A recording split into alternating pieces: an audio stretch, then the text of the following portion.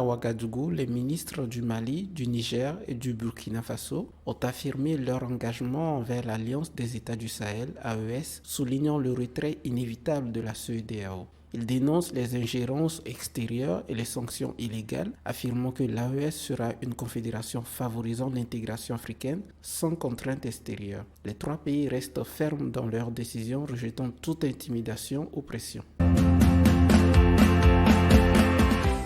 Dirigé par Jules Ngamka, l'AGF African Guarantee Fund garantit partiellement les prêts de Zenith Bank Ghana aux PME, réduisant ainsi le risque de crédit pour les emprunteurs et élargissant l'offre du financement. Cet accord vise à soutenir les PME dirigées par des femmes et celles engagées dans des projets verts. Cette initiative permet à Zenith Bank Ghana d'accroître son activité de prêt aux PME, souvent exclues des financements traditionnels en raison du manque de garantie.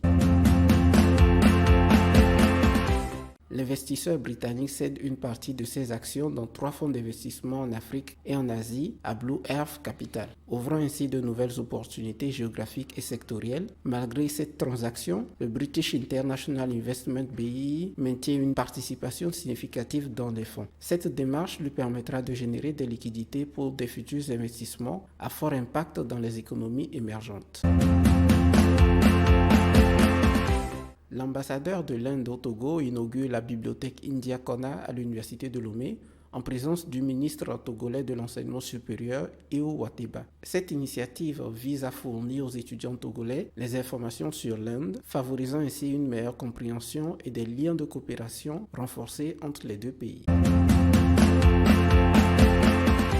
La start-up kenyane Ilara Health annonce une levée de fonds de 4,2 millions de dollars en pré-série A soutenue par Dob Equity et d'autres investisseurs. Elle prévoit d'utiliser ce financement pour renforcer ses activités en Afrique de l'Est en fournissant des appareils de diagnostic et des produits pharmaceutiques aux cliniques privées. Avec son modèle de frais fixes mensuels, elle vise à toucher les travailleurs non assurés dans la région et à étendre ses services ambulatoires via des cliniques partenaires. Depuis ses débuts en 2019, Ilara Health a levé un total de 11,7 millions de dollars et dessert actuellement environ 3000 cliniques sur les 15 000 opérationnels au Kenya.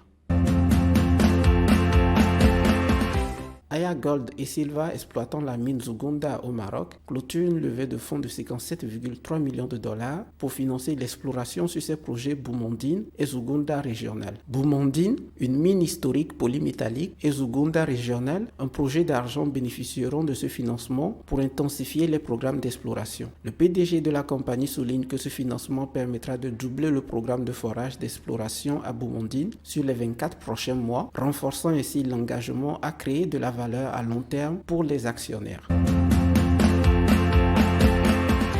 L'Agence française de développement AFD débloquera 26,5 millions d'euros pour remettre à niveau la piste d'atterrissage de l'aéroport international Hassan Diamous de N'Djamena au Tchad. Les travaux confiés à l'entreprise Razel débuteront avec la saison des pluies. Cette rénovation vise à améliorer la sécurité des opérations aériennes et à renforcer la confiance des compagnies aériennes, contribuant ainsi à l'augmentation du trafic aérien.